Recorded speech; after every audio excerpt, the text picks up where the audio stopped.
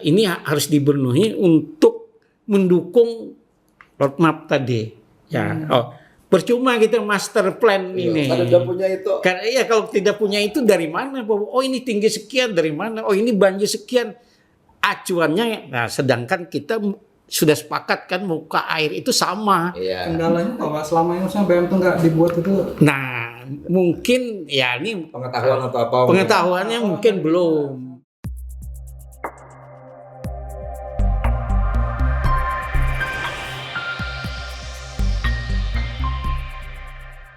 Assalamualaikum warahmatullahi wabarakatuh. Hari ini kita alhamdulillah difasilitasi oleh jejakrekam.com mengadakan ngobrol. Ini kita lebih banyak ngobrol santai lah, ini kan ngobrol santai karena adanya beberapa permintaan dari misalnya dari yang terlibat dalam proses gugatan citizen lawsuit. Jadi ada yang misalnya minta bagaimana perkembangannya berikutnya, nah, segala macam lah intinya. Gitu. Ada yang jangan-jangan ini kayak apa ada macam-macamnya lah, karena ada kok damai segala macam itu kan. Istilah damai itu kan. Nah jadi mungkin sebenarnya hari ini harusnya Bang Rasidin yang memandu nih di acara ngopi Pak Padin Pak Hasan, ngopinya jejakrekam.com tuh setiap akhir pekan itu. Nah jadi karena mendadak ada acara keluarga, lalu akhirnya beliau berhalangan. Nah jadi saya ini merangkap sebagai mungkin sebagai lebih banyak nih sebagai moderatori lah, mengatur inilah acara hari ini. Jadi mungkin yang pertama ke Pak Prof, kayak apa nih sebenarnya mengenai kemarin proses kita pertemuan pada saat diundang audiensi dalam rangka notifikasi gugatan itu. Nah maksudnya tuh kenapa sih kita mesti kada melanjutkan, kemudian apa yang dibicarakan di dalamnya. Pak Prof dulu membukanya sebagai apa? Kalau kami menyambat beliau itu Sultan kami, bahasa Sultan Batang Banyu. Ya saya mulailah. Jadi kita kan kemarin sesuai dengan program menghadapi situasi banjir. Nah, jadi kita mewakili sebetulnya itu juga keinginan banyak masyarakat. Yaitu kita ingin mengajukan gugatan yang kita sebut yang sudah menembaga yang disebut dengan citizen lawsuit. Nah, salah satu tahapan citizen lawsuit adalah sebelum mengajukan gugatan ke pengadilan itu harus mengajukan kalau dalam bahasa itu somasi, notifikasi kan. Nah, di dalam somasi itu kita meminta bahwa selain mengingatkan bahwa soal kebijakan kan ada kekeliruan, juga kita meminta supaya kita dipertemukan audiensi ya. Nah, oleh pihak wali kota disambut dengan baik. Lalu kita adakan pertemuan dengan pihak wali kota dan bawahannya yang berkompeten ya. Nah, terjadi dialog pertama ya hari Senin di Balai Kota dan sudah menimbulkan kesepahaman. Ada kesepakatan kemarin. Ada kesepakatan, sepaham, kemudian kita tuangkan dengan kesepakatan. Nah, dalam proses itu untuk menuju apa yang menjadi kesepakatan itu, artinya memperjelas lah. Pak Wali mengundang lagi kan di rumah dinas Rumdin pada malam Jumat. Tanggal berapa tuh kemarin? Jumat dah. Hari Kamis. Jumat. Nah, pertemuan hari Senin, kemudian hari Kamisnya lah. Nah, malam itu langsung dipertemukan dengan pihak-pihak yang langsung menangani apa yang kita tuntut lah, kita minta. Nah, dalam dialog-dialog itu pada umumnya sama, tapi ada juga yang agak sudut pandang lain mungkin lah. Sudut pandang lain. Nah, tapi oleh Pak Wali kan itu tidak masalah dan tetap mengharapkan pihak yang mengajukan notifikasi itu untuk apakah memberikan bahan ataukah mengawal jalannya perbaikan-perbaikan lah untuk memitigasi banjir. Nah, itu masih belum jelas lagi kita. Nah, Artinya masih perlu beberapa kali pertemuan lagi ya. pertemuan lagi. Nah, itu mungkin yang terakhir. Nah mungkin saya menambahkan sedikit Pak Prof karena terlibat juga di sana. Ini host menangkap sebagai inilah. Nah jadi memang pada pertemuan itu yang pertama itu kan kita menyatakan bahwa kita menyatakan bahwa tidak meneruskan proses karena kita beranggapan bahwa apa-apa yang menjadi dasar keinginan di dalam citizen lawsuit semuanya dipenuhi untuk dilakukan proses pendalaman oleh Pak Wali Kota. Nah, jadi itu sebenarnya suatu langkah yang sangat luar biasa dan kita mengapresiasi dan berterima kasih kepada Wali Kota. Berikut, alhamdulillah Ketua Dewan juga ada di situ kan. Ketua Dewan juga ada hadir. Nah, sehingga untuk menatap masa depan Banjarmasin yang lebih baik itu kita agak optimis lah. Nah mungkin tapi memang di dalam pertemuan yang kedua, yang kedua itu ada beberapa yang sebenarnya yang menjadi catatan penting. Jadi catatan penting pertama itu sebenarnya mengenai posisi Banjarmasin. Di dalam acara itu tersirat walaupun tidak sebenarnya tidak langsung tersirat bahwa ada anggapan seolah-olah Kota Banjarmasin itu tidak ada gambutnya. Jadi ada anggapan seperti itu. Nah dari dasar itulah yang menyebabkan akhirnya muncul persepsi bahwa pola penanganannya tidak mesti harus menggunakan sistem daya isap gambut. Fungsi gambut itu berarti Banjarmasin dianggap tidak terlalu besar seperti itu Pak Jon ya. Nggak perlu kolam resapan segala macam karena persepsinya itu seperti itu. Kemudian yang kedua mengenai ini yang paling penting nih sebenarnya mengenai penentuan titik patok ketinggian muka air laut. Jadi posisi Banjarmasin itu di ketinggian muka air laut tuh kebetulan pada saat itu Pak Akbar, sayang Pak Akbar mungkin tidak bisa berhadir hari ini. Pak Akbar kebetulan membuka data. Nah ternyata data itu sama persis dengan yang kita prediksikan di 40 tahun yang lalu ya 1985-an lah 85 kita kan waktu mengambil tugas akhir. Kebetulan datanya itu salah satunya mencari data ketinggian muka posisi Banjarmasin. Nah pada saat itu minus 16-17 cm posisinya. Ternyata itu masih diacu di dalam penyusunan salah satu dokumen yang cukup penting dalam hal menangani drainase di Kota Banjarmasin. Jadi mereka mengambil patokan posisinya master plan itu kalau tidak salah Pak Hasan dibuat di tahun 2012, tapi data untuk ketinggian muka air laut itu digunakan tahun 1991 minusnya 16 tetap. Nah, jadi mungkin itu menjadi catatan pentingnya. Nah, lalu kita masuk ke persoalan Pak Hasan nih yang lebih paham bagaimana menggunakan mengenai posisi ketinggian muka air laut tadi di dalam penyusunan misalnya tadi rencana sistem drainase, kemudian rencana misalnya penentuan posisi bagaimana caranya ketinggian infrastruktur supaya aman dari banjir segala macam tuh seperti itu. Itu gimana Pak Hasan termasuk hasil pertemuan di sana. Nah mungkin yang berikutnya nanti coba Pak Jon. Maksudnya ini masalah roadmap dulu Pak kan. Kemungkinan roadmap ini kan banyak yang nggak paham masalah roadmapnya. Istilah roadmapnya itu penting kayaknya nih karena orang yang terlibat aja mungkin nggak ada yang salah persepsi apalagi orang umum misalnya. Kan bisa dijelaskan.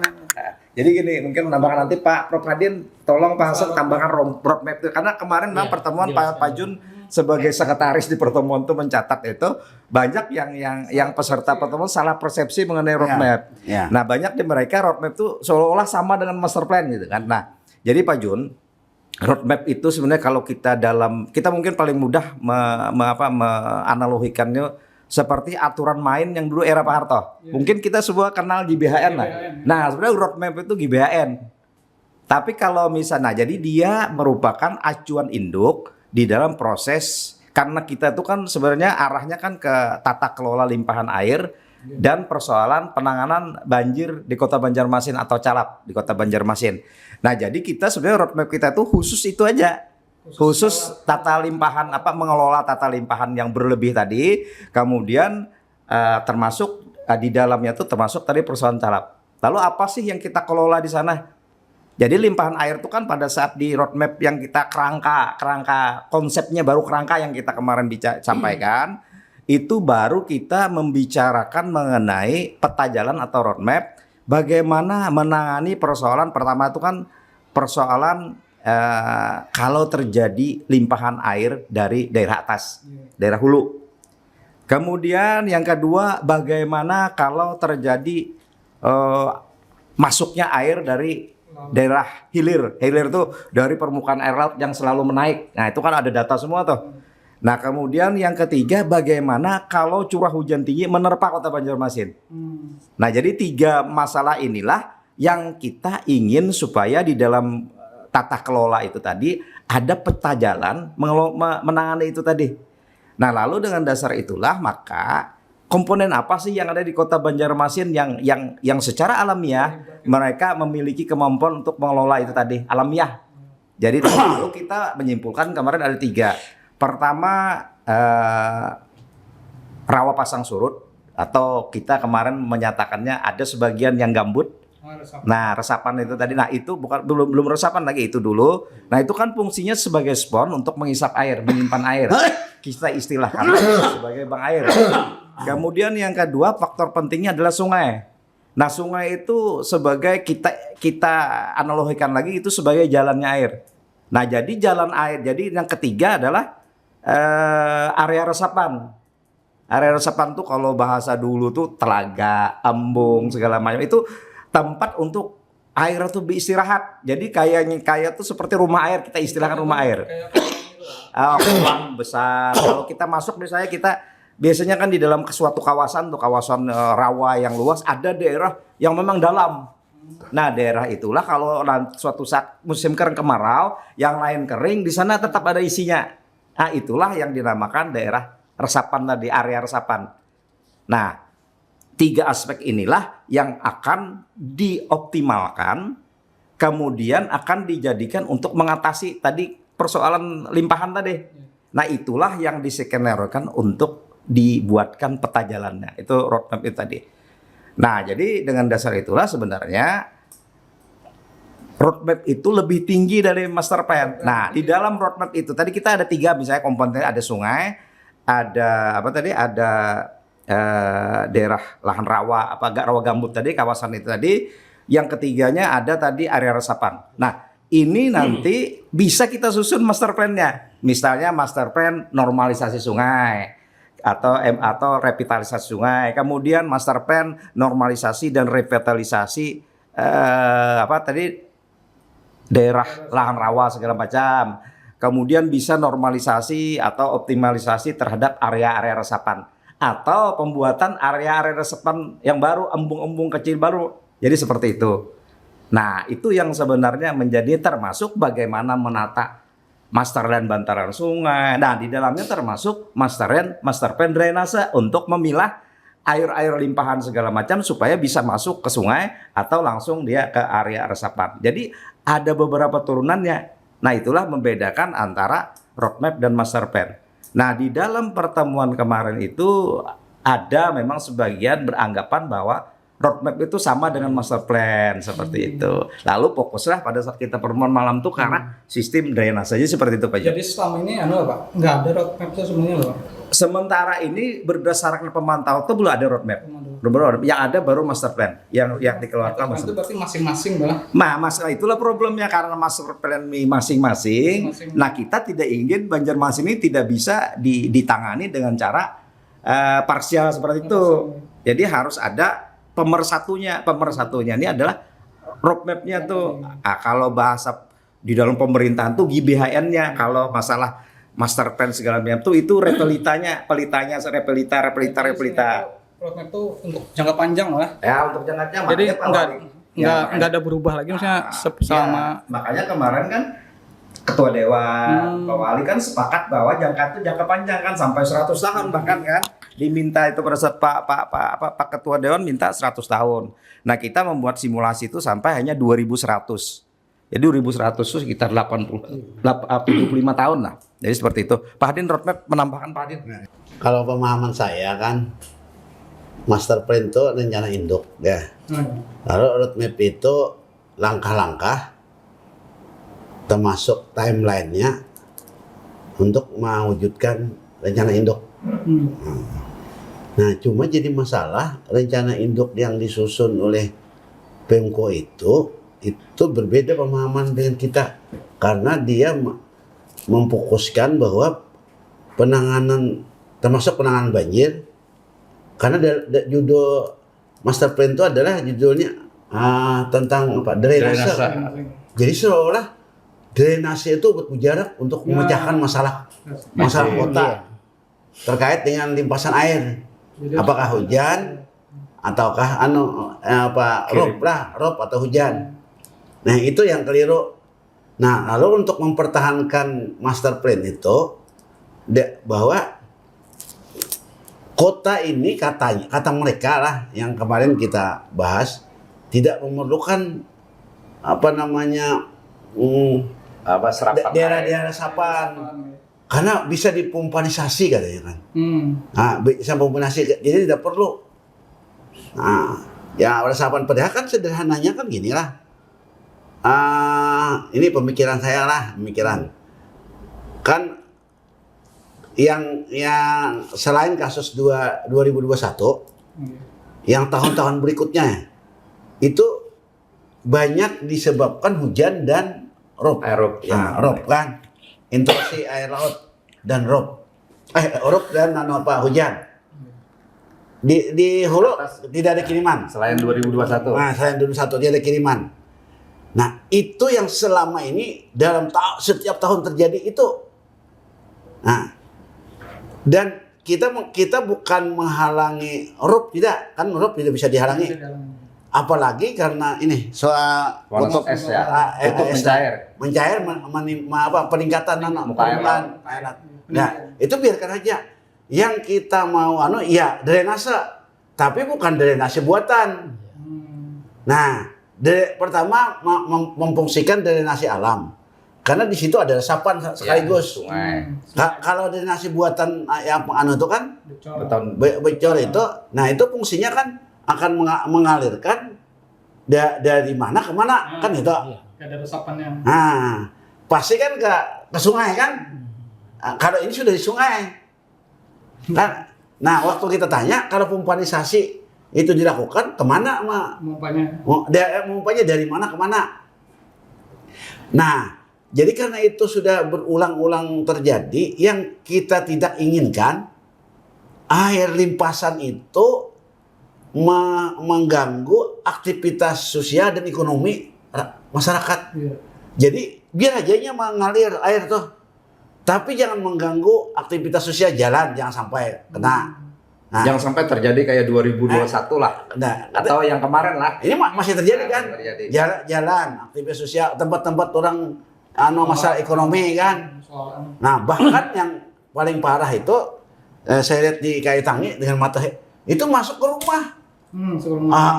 Tempat tinggal, aktivitas sosial yang vital kan itu kan mengganggu kehidupan.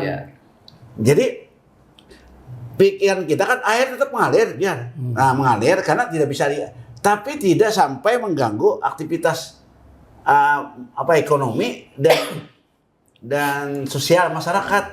Jadi intinya tuh Pak Prof, kita menginginkan sebenarnya ada jalan keluar untuk mengalirkan air sehingga air-air limpasan tadi semuanya bisa terkelola. Bukan berarti kita tuh mau mengatasi persoalan pemanasan global segala macam, tapi kita hanya membuat jalannya yang lebih smart lah, lebih bagus lah seperti itu. Jadi yang perlu diperbesar itu adalah di lingkungan itu kan di undang-undang lingkungan lah, yang saya kan mengajinya di undang-undang lingkungan, karena saya bukan ekologi. Di undang-undang lingkungan mengatakan bahwa alam kita ini dibaginya dua, daya dukung dan daya tampung. Iya. Nah ini yang kita masalahnya daya tampung. Jadi kan menampung air kan. Nah, yang daya tampung, saya katakan malam itu kan bahwa air itu tidak bertambah dan tidak berkurang. Yang kenaikan itu kan kenaikan air laut kan. Nah sekarang yang berkurang itu penampungnya.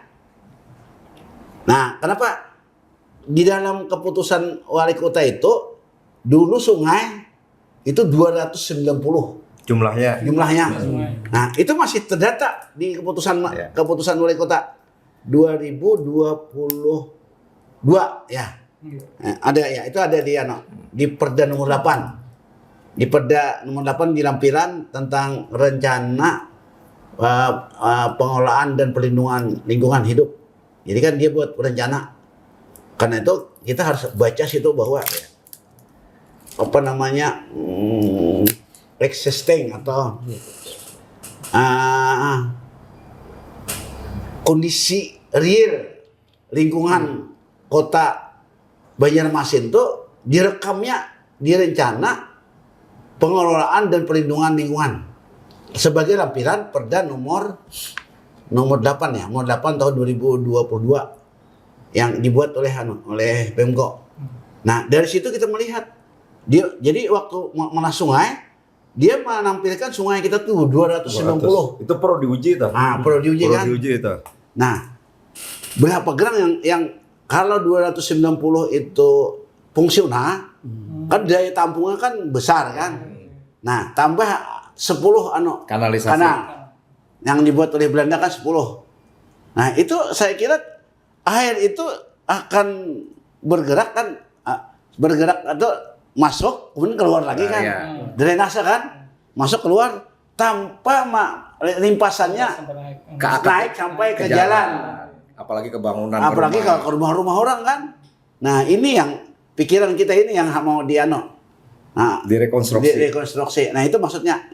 Nah Pak Hasan mungkin bisa menambahkan. Tadi Pak Prof bicara data nih sebelum ke Pak Hasan yang minus 16. Kan kalau saya ingat saya di dalam data yang lingkungan tadi, apa tadi Perda lingkungan hidup, pengelolaan lingkungan hidup itu kalau tidak salah minusnya tetap 16. Tetap. Nah, ini kan yang lemah. Berarti posisi itu tahun berapa Pak Prof? Yang mana? Yang lingkungan hidup itu 2022 kalau saya. Nah, 2022 masih menggunakan 16. Baru aja kan. Padahal ya. Nah, itu kan. Jadi ini perlu nih masalah data Pak Hasan nih sebagai acuan dalam hal yang mereka memang fokusnya. Kalau kita seperti ini, roadmap itu Pak Jun sebenarnya skala makro. Nah mikronya itu, yaitu tadi yang drainase segala itu skala mikronya. Berarti selama ini nggak ada Pak? Belum ada yang makronya, belum ada. Nah makro khusus di bidang tata kelola limpahan air. Nah, seperti Pak Hasan, silakan Pak Hasan. Oke, makasih ya. Jadi persoalan dari Pak Hasan mengenai roadmap tadi. Iya. Kemudian merangai posisi muka air laut tadi yang datanya itu berbeda, artinya kok data lama gitu ya. Seperti itu akhirnya tuh kan konsekuensinya tuh kemana akibat dari ya akhirnya data yang sebenarnya agak perlu untuk diperbaharui. Oke ya. Terima kasih Pak Subhan, Pak Prof Hadin ya. Dalam hal ini kita mengikuti 2 kali pertemuan ya. Hari Senin ada kesepakatan, artinya wali kota sepakat dan setuju sebenarnya dengan konsep-konsep yang dari CRS ini untuk menindaklanjuti apa yang dimaksud roadmap dan lain-lainnya. Dan dari kesepakatan itu dilanjutkan kemarin dengan pertemuan ya dengan SKPD, beberapa dinas yang terkait ya di bawah wali kota yang dipimpin wali kota langsung. Nah di sini saya mendapatkan kita belum satu visi misi dulu terkait dengan rencana roadmap, apa itu street map. Nah dalam hal ini seharusnya kita samakan visi misi dulu, dan tujuan dari Pak Hadin dan Pak Subhan kan sangat bagus gitu, membuat bantuan lah kepada pemerintah daerah bagaimana menangani yang selama ini dikatakan banjir dan calap tadi. Nah dari data-data itu kita dapat menyimak ya beberapa pertemuan. Oh ini wali kota sepakat, tapi SKPD saat pertemuan itu ada hal-hal yang artinya perlu diluruskan visi misi kita dulu terkait yang konsep-konsep kita. Ini sebenarnya sangat bagus, makanya saya mau terlibat di sini karena tujuannya sebenarnya dari Pak Prof. Hadin, Dr. Subhan ini sangat bagus sekali untuk memberikan inspirasi atau bantuan teknis bukan hanya untuk Kota Badia Banjarmasin aja, tapi keseluruhan untuk Kalsel. Nah, dari pertemuan tersebut tadi saya mengharapkan satu visi misi yang sama dulu supaya harapan kita misi dan sama tuh udah iya, tertuang di hari Senin. Iya, di hari Senin sudah tertuang. Ada memang. Tapi setelah berjalan ada teknis yang merasa tetap kita seharusnya menyamakan itu dulu supaya jangan ada hal-hal yang instrik yang artinya kita berjalannya masih ada goncangan atau lain apanya. Beda persepsi. Jadi kalau saya tangkap sebenarnya kajian-kajian yang konseptor dari Pak Subhan, ya kajian roadmap itu sebenarnya saya melihat bahwa roadmap ini secara global artinya makro tadi banjir itu bukan hanya terkait dengan drainase internal untuk Kota Banjarmasin aja. Jadi bisa air itu bisa lewat tadi atas dan hulu misalnya tingginya curah hujan dan lain-lainnya. Saya tangkap di sini beda sekali dengan yang dikatakan kemarin malam itu saya membaca ada master plan. Jadi master plan itu apa saja? Itu sebenarnya waktu malam itu saya tanyakan kan apa yang dikaji dalam master plan, karena saya melihat kalau master plan ini sebenarnya bahasa Pak Subhan tadi nih APBN, nih APBD kan. Nah, sama sebenarnya. Ini GBHN, iya. Nah, itu artinya mengerucut ke Kota Banjarmasin karena kita selama ini banyak, tapi dalam roadmap itu sebenarnya secara global kajian-kajian Pak Subhan dengan Pak Hadin ini kan konsepnya apa gitu menyebabkan. Nah, terkait hal itu ya visi misi perlu kita walaupun hanya hal kecil tapi tetap aja kita seharusnya sama. Yang kedua lagi saya melihat ini ya dari pembicaraan kita ini sebenarnya kita merencanakan 50 tahun sampai 100 tahun ke depan. Tapi nah tanda kutip ini pemerintah yang ada ini kan yang ini dijabat wali kota mungkin maksimal 10 tahun. Makanya jangan sampai kita punya konsep yang lain, ganti pemerintahan beda lagi. Seharusnya kita konsisten. Ini salah satu contoh, misalnya kita pernah memberikan prototip jembatan kan, ternyata kita serahkan tapi pelaksanaannya tanpa perda itu kan. Iya, tanpa perda dan pelaksanaannya juga kan tidak sesuai apa yang kita harapkan. Nah, makanya perlu tadi visi misi antara SKPD dan kita ini sama supaya kita dapat mengontrol. Saya pikir kemarin Pak Hasan sudah kita tuh melihat kan bahwa arahnya tuh di antara pertemuannya itu yang tepat tuh di Bapeda sebenarnya. Nah, itu seperti itu. Sebenarnya itu, tapi ya wali kota kan Pak Wali Kota mengumpulkan brainstorming artinya cuman hal ini saya berharap artinya memang continue. Saya ini juga bahasan menambahkan. Memang kelihatannya kelemahan kita itu persoalan membaca bahasan. Karena di dalam kerangka yang kita sampaikan kemarin Pak Hadin yang kita itu semua udah lengkap. Jadi mulai hulu ini tidak ada. Tapi memang kita mungkin belum punya kesempatan untuk membaca itu secara utuh. Nah sebenarnya kalau mereka kemarin tuh membaca itu secara utuh dan mendengarkan secara lebih enjoy. Iya. Artinya kan memang kan kita ini kita memang ada persoalan, saya bisa biar agak oke. Nah, kita memang agak ada persoalan karena kita harus juga memahami bahwa mereka-mereka yang di SKPD itu kan mereka yang hidupnya itu kan bergaul dengan kondisi yang misalnya kalau orang PU persoalan drainase itu kan menjadi kegiatan yang bagian dari keseharian mereka. Nah mungkin dalam sudut pandang itu antara mereka dan kita itu ada beda. Nah akibat beda itu kan mereka juga harus menyampaikan kepimpinannya ke Pak Wali bahwa mereka punya arah, punya kerangka konsep termasuk kemarin membawakan mengenai master plan itu tadi kan. Nah sedangkan kita dengan Prof Hadin ini sebenarnya lebih banyak bukan melihat berdasarkan dalam satu periode. Makanya kita selalu mengutarakan dengan Pak Prof Hadin kemarin bahwa kami ini sudah mengamati mulai zamannya almarhum Sofian Arpan. Almarhum Pak Sofian Arpan sudah mungkin 30 tahun yang lalu Pak. 2004. 2004 ya. 2004 itu kan berarti sudah 20 tahun yang lalu kan? Nah, 22 tahun yang lalu. Nah, artinya ada 4 kepemimpinan yang sudah kita cermati. Nah, pada saat itulah kita membuat, kenapa jadi ada gugatan CLS ini? Karena memang kita beranggapan kebijakan yang mereka lakukan sejak lama itu tidak memberikan nilai tambah dan tidak berhasil di dalam hal mengatasi persoalan banjir. Di tempat Pak Hadin semakin menjadi-jadi di kampus kan, di lingkungan yang lain semakin menjadi-jadi. Itulah yang akhirnya yang tadi sepakat kita bahwa kita harus kesepemahaman visi misi. Nah, sayangnya memang mereka masih belum membuka apa yang menjadi visi misi kita yang tertuang di dalam kerangka roadmap itu tadi. Nah, lalu akibat perbedaan, jadi memang ego sektoral, ego kita, ego mereka itu kan harus kita turunkan dengan kita sama-sama ini kan. Makanya kemarin tuh memang ya kita berharap tuh Pak Hasan, mudah-mudahan nanti kita ketemu bisa lebih teknis dengan Pak Sekda dan Bapeda. Karena kan nanti inti yang menggerakkan itu kan di Bapeda. Nah, di Bapeda itulah kita samakan, kita bedah makin teknis, makin ini segala macam. Cuma mungkin Pak Hasan kan lebih banyak skala mikro nih sebenarnya nih. Pengalaman di skala mikro itu tuh kan pada pertemuan kemarin kan ketemu tuh bahwa minus 16 tuh kita sudah 40 tahun yang lalu Pak Junda masih dipakai sebagai dasar. Padahal kalau kita melihat kenaikan muka air laut yang rata-rata 3 cm 0,3 sampai 0,4 cm per tahun, tentunya kalau itu di rata-rata di tahun 1990, kita anggap data itu 1990 yang digunakan sebagai dasar penyusunan master plan, maka itu tentu kan akan berpengaruh terhadap ini akibat kenaikan air laut kan naik terus muka air sungai itu.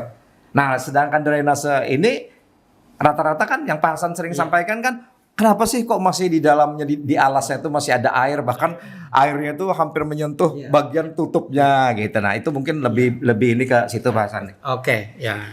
Jadi gini, sebelum ke sana kita jelaskan dulu terkait dengan BM ya. Ini banyak yang belum mengerti sebenarnya BINMAK-nya apa sebenarnya. BM ini sebenarnya kita mengusulkan, misalnya ini BM itu tidak boleh berubah Pak, harus dia permanen, tidak boleh ada kerusakan. Kalau kita menaruh BM ini, misalnya BM lokal di tempat-tempat nggak apa-apa, tapi yang terpusat misalnya kita taruh ya ada, misalnya di 0 km, ya, kita taruh 0 km misalnya semacam patok permanen ketinggian, baru BM ini elevasinya ada, ini tersebar beberapa per kelurahan, per kecamatan atau Banjarmasin Selatan, ada Pak Adin. Jadi itu sebenarnya sebagai tolok ukur memantau bahwa saat kita berdiri di posisi mau di Banjarmasin Selatan, mau di kelurahan, tahu sudah, wah ini ketinggian dari 0 tadi kita ini sudah, jadi kita terukur gitu. Nah, terkait dengan ketinggian yang ada ini kan, pertama tadi saya udah ngomong ya, artinya dari zaman Pak Sofian artinya konsep ini sudah jalan tapi kan tidak konsisten, kontinu ditanggapi ya. Jadi yang saya jelaskan tadi memang sudah jelas dari drainase aja gagal. Saya kebetulan sebagai penilai ahli ya. Nah, ini gagal untuk melaksanakan drainase. Kenapa? Pertama kaitannya juga teknis. Banyak yang belum mengerti fungsi drainase itu apa sebenarnya. Sebenarnya fungsinya untuk melahirkan kemana tujuan tadi berdasarkan hukum Archimedes. Nah, ternyata di sungai dan elevasi air di sungai ya dengan air di drainase sudah berbeda. Berarti ada saluran yang terganjal. Satu. Kedua seperti Pak Subhan tadi ngomong bahwa drainase ini hampir full gitu, berarti fungsinya bukan mengalirkan tapi menampung. Nah, ini yang kesalahan, makanya perlu BM yang banyak ini belum dimengerti Pak Subhan sebenarnya. Apa BINMAK itu titik ikat tadi? Titik ikat itu satu cukup sebenarnya di posisi ini, tapi bisa menyebar beberapa kota dibagi. Nah, tapi permanen, tidak bisa patok aja nggak bisa, karena bila kesentuh orang sudah berubah. Pernah ada atau sama sekali belum pernah? Nah, ini kelihatannya belum pernah ada. Sebenarnya waktu banjir kita mengusulkan sudah lama. Banjir tertinggi di A, tingginya dari jalan sudah dipatok aja lah situ BM-nya, sebarkan aja ke yang lain. Jadi aman kita. Seperti arahan Pak Subhan kemarin, tanda banjir tinggi itu kan bisa terlihat dari rumah bangunan ada garis Ya, ada itu. garis. Itu bisa jadi BM Nah, itu, kan? tapi ya itu tadi kan untuk mengontrol ketinggian itu naik berapa harus ada titik nol itu dari BM titik ikat. Jadi tahu misalnya dari kita taruh lah, misalnya mau di PU mau di kantor wali kota BM itu cuma satu BM yang menjadi sentral. Sama dengan titik 0 Ya, kilometer gitu. Ya, titik. Jadi kita taruh di situ. Jadi apakah nanti misalnya Banjarmasin Selatan ini apakah di bawah daripada BM 0 tadi atau di atas? Jadi kita bisa memantau. Nah, apa perlunya? Nah, saat ada pembangunan jalan, pembangunan gedung, BM kita harus sesi ya, ini kan. iya, itu sebenarnya itu kunci sebenarnya, Pak Jun. Apapun sebenarnya mengacu kepada Binmak tadi. Mikrofonnya Ya, jadi intinya ini harus dipenuhi untuk mendukung roadmap tadi. Ya, percuma kita master plan ini. Kalau udah punya itu. Karena ya kalau tidak punya itu dari mana? Oh ini tinggi sekian dari mana? Oh ini banjir sekian. Acuannya, nah sedangkan kita sudah sepakat kan muka air itu sama. Iya. Kendalanya kalau selama ini misalnya BM itu nggak dibuat itu. Nah, mungkin ya ini Pengetahuan atau apa? pengetahuannya mungkin belum. Jadi sebenarnya saat kita berdiri, Pak Jun ya, kita kan sekarang canggih nih. Ya, dengan menggunakan HP pun bisa koordinat. Kita berdiri di sini, kita bisa memantau di sana. Makanya sekarang ada alat, Pak Subhan yang mempergunakan perangkat lunak dan perangkat keras, dan ada 4 itu namanya GIS ya, Geographic Information System. Itu bisa mencakup membantu dari semuanya. Jadi mudah, alat itu bisa mau di titik mana aja kita berarti kita bisa memantau asal pegangan kita tadi BM tadi. Tapi kalau BM itu tidak langsung, oh ini banjir sekian, ini Sebenarnya tinggi. kalau langkah paling mudah bahasannya kita ilustrasikan seperti ini ya. Ya, Pada saat misalnya Sungai Martapura atau di depan Siring itu kita bisa ambil misalnya. Pada saat di depan Siring itu terjadi paling tinggi berdasarkan data siapa yang meramalkan cuaca sering dah. Nah, BMKG menyatakan hari ini misalnya permukaan air laut meningkat sampai sekian. Nah, itu pasti naik tuh di mana di tinggi Sungai Martapura tuh. Tentukan itu titik bantu dulu, tentukan itu tandai. Nah, setelah itu tinggal diputuskan dari situ. Nah, ini berarti langkah aman pada saat kita. Nah, analoginya seperti kan. Pada saat gelombang pasang itu di laut mencapai ketinggian paling ekstrim, maka disinilah sebenarnya titik kendali kita. Jadi pada saat kita temukan titik itu, maka kita harus menentukan misalnya tinggi bangunan harus naiknya berapa dari itu. Nah, ini kalau kita konversikan misalnya kita setahun ini 2026 ketinggiannya di X. Lalu kita menghitung kebutuhan setahun kenaikan muka air laut sekian, ini sekian. Lalu kita bisa menentukan dalam 100 tahun ke depan, kalau di rata-rata misalnya setahun 4 sinti, maka dalam berapa? 100 tahun ke depan berarti 4 kali 100. Kalau kita data NASA kan 0,4 tuh. 0,4 sinti berarti 40 sinti di dalam 1 tahun. Berarti tinggal yang titik ini kita tambahkan 40 sinti misalnya seperti itu Pak Jo. Jadi ketahuan. Jadi kita menentukan leveling pada saat drainase, bangunan, gedung segala macam itu sudah seperti itu. Itulah sebenarnya secara alamiah orang-orang bahari itu udah menentukan itu. Mereka menentukan bangunan rumah panggung mereka dulu dari muka air sungai. Tariklah muka air sungai karena rumah dulu kan di pinggiran sungai. Dia tarik, pada saat banjir di sini tinggi kita tuh di sini, jadi dia akan pada saat banjir. Ditarik, dinaikkanlah pada saat banjir itu berapa. Muncullah akhirnya rumah panggung Pak Jun. Nah rumah panggung itu lalu di bawahnya itu pada saat banjir naik mereka gunakan untuk menyimpan, menambatkan perahu segala macam ketika pasang. Jadi orang-orang lama itu sudah punya BM sendiri dia. Itu nah jadi itu sudah kalau perusahaan BM Pak Jun. Mungkin ini untuk ini ya, untuk yang sesi ini. Nah Pak Jun lanjutkan apa tadi kita setelah ini apa lagi? Lanjutannya apa ini maksudnya untuk Prof Adin gini setelah ini sudah 2 kali pertemuan nih, maksudnya harapannya lagi apakah ada pertemuan lagi sudah direncanakan atau gimana? Apakah ada posisi yang sering ditanyakan posisi kita ya. Ya, posisi gitu. Nah, kalau kita menggugat jelaskan. Iya. Tapi gugatan kita itu hanya minta bahwa beberapa poin-poin itu kan. Wali kota melakukan ini. Nah, lalu dia melakukan sendiri.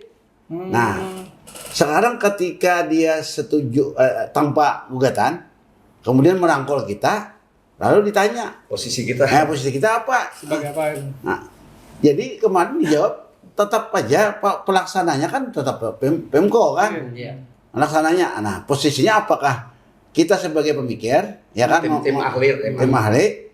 Nah itu nanti dirumuskan ya.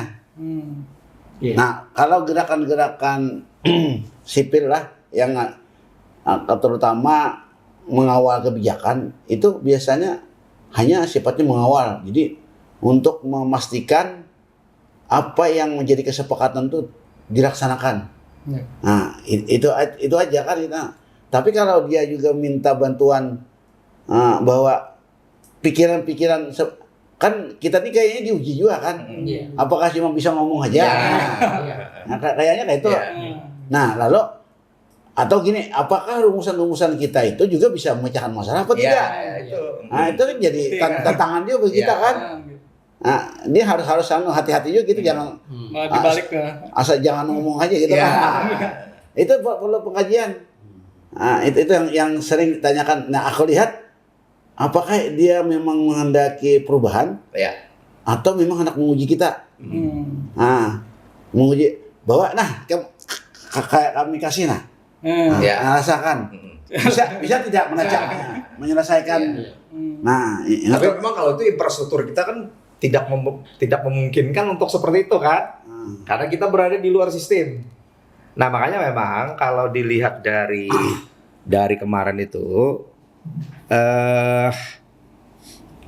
Kita memang memiliki dasar itu kan karena lebih banyak kan kita bicara pengalaman kan, sebenarnya pengalaman mengamati, melihat, kemudian memadukan dengan standar keilmuan kan lebih banyak seperti itu. Nah dari dulu memang pada saat kita dari zaman Pak dengan Prof Hadin kan udah lama nih kan, memang kelemahan kita itu adalah pada saat kita ini kan hanya sebatas menyampaikan, memberi masukan, tapi tidak menjadi yang kita berikan masukan itu kan bukan menjadi bahan kebijakan. Nah di sini inilah kenapa kita melakukan CLS itu kan supaya harapan kita itu sebenarnya supaya yang kita sampaikan dan diterima itu menjadi dasar kunci pada saat mereka membuat kebijakan. Harapannya seperti itu. Nah tapi ini kembali kepada keseriusan atau mungkin kita sendiri untuk bisa mengawal ini supaya bisa berjalan. Nah salah satu yang sudah kita mintakan kemarin tadi berita acara itu kan, berita acara yang sudah disepakati pada saat pertemuan. Nah berita acara itu kan sudah kita tanda tangani kemarin kan, tinggal kita menunggu tanda tangan dari pihak pemerintah. Mungkin Pak Jun nanti bisa dihubungi agar bisa ini, karena itu pegangan kita, pertanggungan kita kepada publik. Bukti kita kepada publik bahwa kita sudah sampaikan apa yang menjadi aspirasi, keinginan publik yang kita tuangkan dalam empat tuntutan. Nah, salah satunya dan 4 kesepakatan. Jadi tuntutan kita disepakati 4 itu kan. Nah, itu salah satu juga menjawab bahasan tadi mengenai kasus jembatan. Nah, kalau kita ini kalau kita sudah punya kesepakatan dan itu dijadikan roadmap, itu akan diketok harapan kita menjadi diperdakan untuk memperkuat. Jadi ini jangka panjang. Jadi tidak bakalan lagi terulang seperti jembatan lalu persepsi berbeda ini segala macam. Nah harapan kita sih sebenarnya seperti itu Pak Jun. Tapi ya kita kembali ke persoalan ini kan persoalan yang di luar kekuasaan kita. Karena tugas kita masyarakat ini kan cuma hanya mengingatkan, menyampaikan, kemudian meminta. Nah Anda kita bahas. Jadi kan kita sepakat menguji pikiran kita nih apakah yang kita sampaikan itu memang menyelesaikan masalah banjir apa tidak. Nah kemarin kan kayaknya wali kota sepakat kita ambil satu percontohan. Itu. Jadi jangan keseluruhan project. Kelihatan apakah kita artinya kalau diberikan kepercayaan kita kan bisa membuktikan. Bisa membuktikan ya. Dan kita dikasih kekuasaan juga kita kan. Nah, untuk melaksanakan pikiran-pikiran kita. Nah, itu jadi kita mau mencari satu titik yang sebagai contoh. Itu maksudnya pilot project tadi kita yang mengerjakan atau gimana? Membuat konseptual membantu konsep. Terserah oleh kota. Apakah mempercayakan membuat konsep saja atau sampai melaksanakan. makanya kemarin kan pada saat kita tadi malam-malam apa tuh malam pertemuan itu malam Jumat tuh kan terungkap bahwa sebenarnya kita kan meminta data pada saat itu sudah ada nggak titik BM setiap kelurahan atau kecamatan itu ternyata belum ada. Nah jadi kalau ada titik BM di dalam setiap titik misalnya kelurahan sampai ke sana kita bisa memetakan dalam sebuah kecamatan tuh daerah mana yang paling parah. Sudah terbaca. Nah kalau sudah paling parah nih ada yang paling rendah dan itu jadi tujuan air ke sana. Baik itu ketika pasang, baik itu ketika curah hujan kan prinsip diterendahkan dia. Nah itulah yang kita buat pilot project untuk disampaikan ke pihak pemerintah. Ini loh konsepnya. Jadi bukan melulu drainase. Makanya kemarin kan salah satu ini kita kan kalau drainase terlalu panjang seperti master plan maka tidak akan bisa mengatasi masalah. Nah kita ingin membuka itu menjadi sistem zonase. Zonase itulah yang harusnya dijadikan pilot project. Misalnya nih. Kita ambil kampungnya, kita ambil Banjarindah lah, kita ambil kantor kita nih kan di kawasan studio kita ini kita anggap pilot project. Jadi sistem tata kelola limpahan air di Banjarindah ini seperti apa sih? Dengan mengacu kepada 3 tadi Pak Jun. Dia harus punya area resapan. Dia harus punya embung-embung. Embung atau mungkin rawanya masih diinikan kembali. Kemudian dia harus punya sungai-sungai. Nah mungkin sungai itulah yang kalau minjam istilah Belanda kanalisasi membaginya. Nah mungkin bisa aja kita petakan. Oh ini harus kanalisasinya seperti ini di sini. Kita pecahlah permukiman itu sebenarnya mudah. Kalau BM-nya ada, lokasinya ada, itu Pak Hasan dan lain-lain sebagai orang Tayus mudah memetakan. Jadi seperti itu. Jadi menurut kita memang ini tantangan lah. Kalau terkait apa yang visi misi kata Pak Hasan yang kita berbeda nih sama SKPD sama dinas-dinas tuh kayak apa solusinya kita Pak maksudnya? Ya makanya tadi kan memang kan ada wali kota penentu. Wali kota memutuskan seperti apa. Tapi memang kita memahami tadi kan sebenarnya kan kerangka berpikirnya di dinas itu kan skala mikro tuh. Mereka memikirkan misalnya dinas air air aja. Kemudian dinas lingkungan hidup aja. Dinas terkait bencana aja gitu kan. Kalau kita ini menginginkan yuk semuanya ini disatukan, ada aturan main tertinggi. Nah sehingga kalau mereka melaksanakan drainase, acuannya ke sini. Sebenarnya sama dengan yang Pak Hasan tadi analogikan. Ada roadmap, mereka harus ikut malah. Iya, jadi gini, Pak Hasan tadi kan menganalogikan bahwa kita perlu BM. Nah kalau BM itu sudah ditentukan, drainase ke BM, ketinggian bangunan ke BM, normalisasi sungai ke BM. Nah, termasuk misalnya bencana, BM di sini kita tentukan nih seperti apa, acuannya ke situ. Nah, jadi suatu ketika bahwa air di atas dari BM ada lagi yang rusak. Ya, itu kan?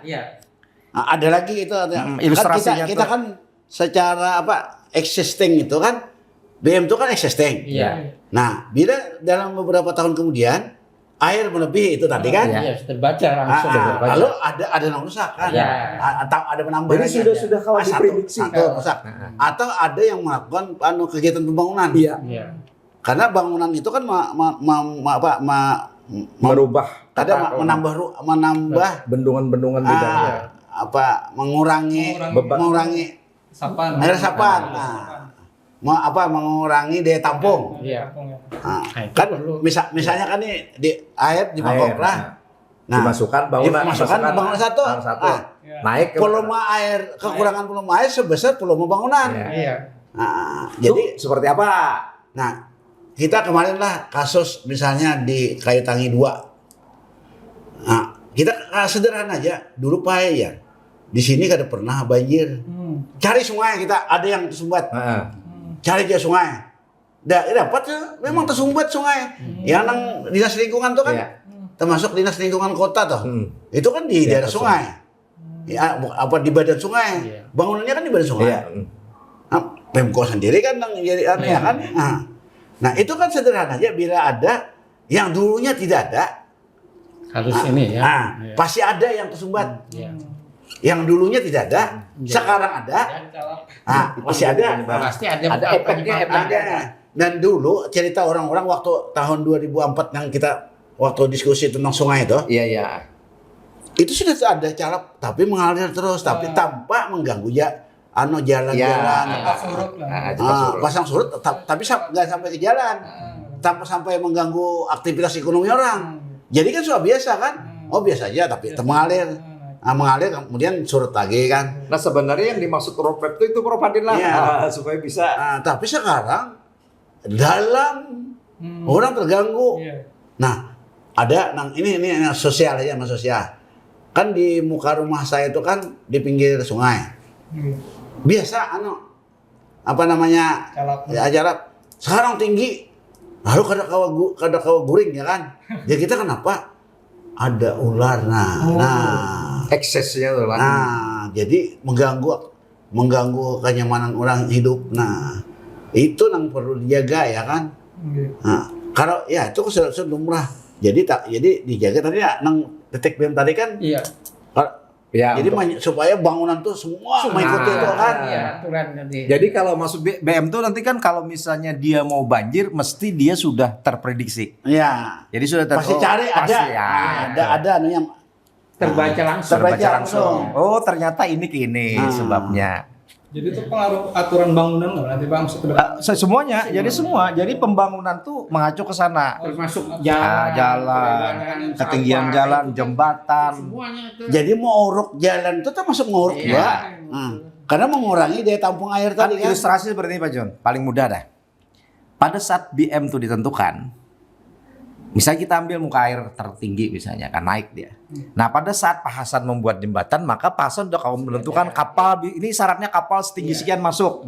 Nah itu udah jadi dari air itu ke bawahnya rangka jembatan, kapal harus bisa masuk.